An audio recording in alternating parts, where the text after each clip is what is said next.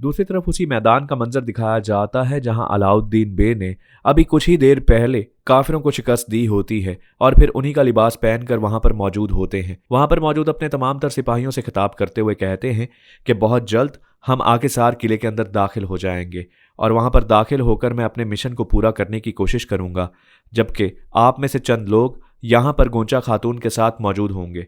जबकि गोंचा खातून, जिन्होंने पहले से ही बाज़ंतीनी लिबास पहन लिया होता है, वो जवाब देते हुए अलाउद्दीन बे से कहती हैं कि जैसा आपने कहा वैसा ही होगा। अलाउद्दीन बे इस आवाज़ पर मुतवज्जा होकर कहते हैं कि पहले मैं इस सिपाही की शक्ल तो देख लूं कि कौन मुझसे ये बात कर रहा है। और फिर जब अलाउद्दीन बे चेहरा देखते हैं तो वो गोंचा खातून होती हैं और फिर वो मुस्कुराते हुए कहते हैं कि तुम कहाँ जाने की कोशिश कर रही हो। गोंचा खातून जवाब देते हुए कहती है कि इस मिशन पर मैं आपके साथ जाऊंगी। अलाउद्दीन बे जवाब देते हुए कहते हैं कि नहीं, मैं इस वक्त दुश्मन के बिल में जा रहा हूं और मैं नहीं चाहता कि मैं तुम्हारे ऊपर किसी भी किस्म की कोई आंच आने दूं, लिहाजा तुम यहीं पर खड़ी रहोगी। गोंचा खातून जवाब देते हुए कहती हैं कि ऐसा हरगिज नहीं होगा, मैं आपके साथ ही जाऊंगी। और फिर अलाउद्दीन बे बेल आखिर गोंचा खातून की बात को मान लेते हैं और फिर वहां पर मौजूद चंद सिपाहियों को अलाउद्दीन बे कहते हैं कि तुम लोग यहीं पर मौजूद रहोगे, मुमकिन है कि मैं तुम तक किसी न किसी किस्म का पैगाम पहुंचाऊं और तुम मेरी मदद कर सको, लिहाजा तुम लोगों को यहां रहना होगा।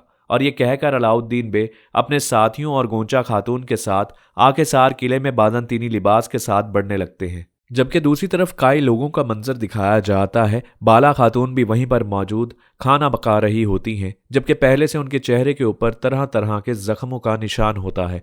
इसी दौरान उस्मान साहब भी वहीं पर आ जाते हैं और बाला खातून को दूर से देखकर सोच रहे होते हैं कि यह खातून कितनी मेहनत करती है, यह हर किस्म के मोड़ पर मेरा साथ देती है। और फिर उसके बाद उस्मान साहब बाला खातून के पास जाकर कहते हैं कि जब आपके पास इतनी ज़्यादा बेटियां और खादमें मौजूद हैं तो आप खुद ये काम क्यों कर रही हैं। बाला खातून जवाब देते हुए कहती हैं, दरअसल यहाँ पर मौजूद हर एक शख्स मसरूफ़ है और मुझे ये बात समझ नहीं आ रही कि आपने इतनी ख़तरनाक औरत की हमारे यहाँ इफ्तार की दावत क्यों रखी है। आपको पता है, आपकी इस हरकत की वजह से यहाँ पर मौजूद फातिमा खातून के चेहरे को तो ज़रा देखिए, वो डरी हुई लग रही है।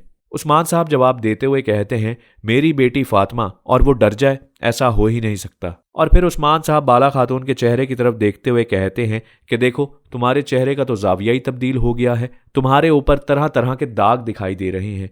बाला खातून जवाब देते हुए कहती हैं कि आप मेरे चेहरे का मजाक मत उड़ाइए। और फिर उस्मान साहब कहते हैं कि इन तमाम तर बातों को छोड़ो, बस मैंने तुम्हें किसी से मिलाना है और वो तुम्हारा इंतजार कर रहा है, तो फिलहाल ये तमाम तर काम छोड़ो और मेरे साथ चलो। ये कहकर उस्मान साहब फातिमा खातून से कहते हैं कि फातिमा और उलगन, तुम दोनों मिलकर इस तमाम तर खाने का इंतजाम करो, जबकि मैं बाला को लेकर जा रहा हूँ।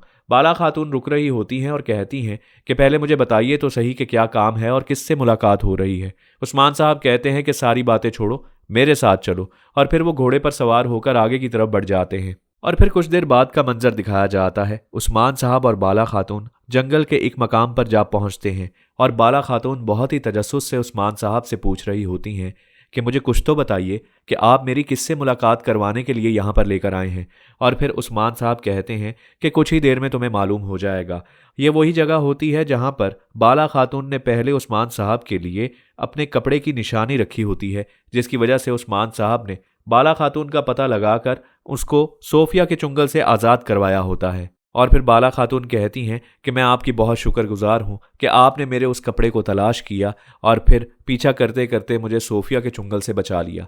उस्मान साहब मुस्कुराते हुए जवाब देते हैं और कहते हैं कि दरअसल उसको तलाश मैंने नहीं किया था, बल्कि किसी और ने किया था, कोई और था जो मुझे उस तक लेकर गया था। उस्मान साहब की ये बात सुनकर बाला खातून थोड़ी सी हैरान हो रही होती हैं कि आखिर वो कौन है जिसको उस कपड़े का पता चला था। और फिर दिखाया ये जाता है कि दूर से बाला खातून की वही घोड़ी जिसका नाम अलाजा होता है, वो दौड़ते हुए आ रही होती है। बाला खातून ये देखकर बेहद खुश होती हैं कि उनकी वो घोड़ी जिंदा है और फिर उनकी आंखों में आंसू भी आने लगते हैं। वो अलाजा को देखकर कहती है कि ये घोड़ी नहीं, ये तो मेरी बेटी है, क्योंकि ये मेरे साथ बहुत वफादार है। और फिर वो जैसे ही उस्मान साहब और बाला खातून के पास आती है तो फिर बाला खातून कहती हैं, जब मेरी आंखों के सामने बेगम खातून ने इसको नुकसान पहुंचाया तो मैं तो बहुत डर गई थी और मैंने ये जानने की भी कोशिश नहीं की कि इसके साथ क्या हुआ, क्योंकि मेरा दिल शायद इस बात पर मुतमईन ना हो पाता कि वाकई मेरी बेटी अलाजा को कुछ हो गया है। लेकिन अल्लाह का शुक्र है कि ये बिल्कुल ठीक है। उस्मान साहब जवाब देते हुए कहते हैं, ना सिर्फ ये ठीक है, अब ये पहले से भी बहुत ज़्यादा बेहतर है, क्योंकि इसने बहुत ही ज़बरदस्त काम करके तुम्हारी जान बचाने में मेरी मदद की है। और फिर बाला खातून उस्मान साहब से कहती हैं कि मुझसे वादा करें कि जब मेरी ये घोड़ी यानी कि अलाजा बिल्कुल ठीक हो जाएगी तो फिर आपके और मेरे दरमियान एक रेस होगी। उस्मान साहब जवाब देते हुए अपने घोड़े इल्तुतान की तरफ देखते हैं और कहते हैं कि सुन रहे हो कि ये क्या कह रही हैं? चलो ठीक है, जैसे ही अलाजा मुकम्मल तौर पर ठीक हो जाएगी तो हम रेस करेंगे और मुझे पता है कि इल्तुतान ज़रूर जीतेगा। और फिर बाला खातून कहती हैं कि आपके साथ की वजह से मेरी खोई हुई हर चीज़ मुझे मिल जाती है। उस्मान साहब जवाब देते हैं कि बहुत जल्द हमें हमारी बेटी भी मिल जाएगी। ये कहकर उस्मान साहब और बाला खातून अपने अपने घोड़ों पर बैठकर आगे की तरफ बढ़ जाते हैं। दूसरी तरफ जंगल के एक मकाम का मंजर दिखाया जाता है जहां ओरहान बे के सामने उनके तमाम तर सिपाही मंगोलों के लिबास में मौजूद होते हैं, जबकि जेर कुताई बुरान अल्ब से बातचीत कर रहे होते हैं कि हम इस लिबास में कैसे लग रहे हैं। यूसुफ बे जवाब देते हुए कहते हैं कि मैं बुरान अल्ब नहीं, मैं यूसुफ हूँ। और फिर यूसुफ अपना नकाब उतार कर दिखाते हैं तो जेर कुताई परेशान हो जाते हैं और जगह जगह बुरान अल्ब को तलाश करने लगते हैं। वो एक के बाद दूसरे साथी को देखते हैं और परेशान हो जाते हैं कि आखिर बुरान अल्ब किधर गया है। और फिर बुरान अल्ब जेर कुताई के सामने आकर कहते हैं कि मेरे भाई, आखिर तुम्हारी परेशानी है क्या? जेर कुताई अल्लाह का शुक्र अदा करते हुए कहते हैं कि शुक्र है कि तुम हमारे साथ मौजूद हो, लेकिन मैं अब परेशान हो रहा हूँ कि जब हम मंगोलों के लश्कर के अंदर मिलेंगे तो मैं ये कैसे जान पाऊंगा कि हम में से कौन सा साथी हमारा है और कौन सा शख्स मंगोलों के साथ मिला हुआ है। और फिर ओरहान बे जवाब देते हुए कहते हैं कि मैं इसका जवाब देता हूँ।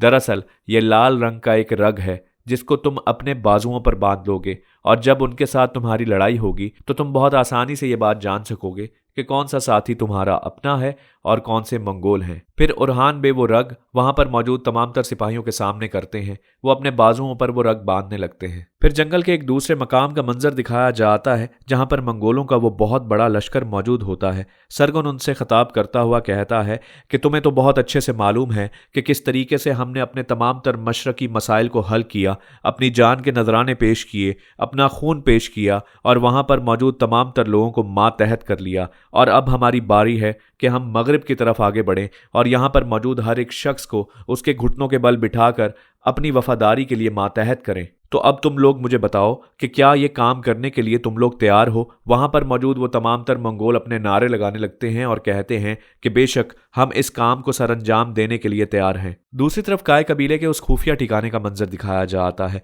जहां पर फातिमा खातून पहले से चंद खवातीन के साथ मौजूद होती हैं, लेकिन ऐसन बिके वहां पर दाखिल हो जाती हैं और वो वक्त से पहले वहां आ जाती हैं, जिसकी वजह से फातिमा खातून भी कुछ हैरान हो जाती हैं क्योंकि उनके पास ना तो उस्मान बे मौजूद होते हैं और ना ही बाला खातून।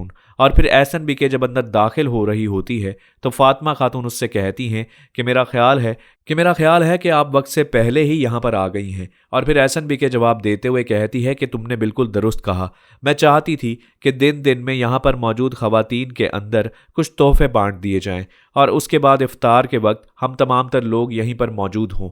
अभी ये बातचीत जारी होती है कि उस्मान साहब और बाला खातून भी वहीं दाखिल हो जाते हैं। और फिर बाला खातून दाखिल होते साथ ही ऐसन बिके को सलाम पेश करते हुए कहती है कि आप वक्त से पहले ही आ गई, ये करके आपने बहुत अच्छा किया, लिहाजा अब हम दोनों को बातचीत करके एक दूसरे के बारे में मालूम हो जाएगा कि हम दोनों कैसे हैं। ऐसन बिके जवाब देते हुए कहती है कि मेरा ख्याल है कि मेरे आने से पहले मेरे बहुत से किस्से आप लोगों तक पहुंच गए होंगे। उस्मान साहब जवाब देते हुए कहते हैं कि हम किस्से कहानियों को सुनकर किसी के बारे में कोई राय कायम नहीं करते, हम अगले शख्स को पूरा मौका देते हैं कि हम जान सके कि वो कैसा है, लिहाजा फ़िलहाल बेहतर होगा कि इफ्तार से पहले आप भी कुछ आराम कर लें। फिर उस्मान साहब इन तमाम तर लोगों को आगे की तरफ लेकर बढ़ जाते हैं, जबकि ओरहान बे, जेर कुताई और दीगर सिपाही मंगोलों के लिबास में झाड़ियों में छुपे उस्मान साहब को ये तमाम तर नकलो हरकत करते देख लेते हैं।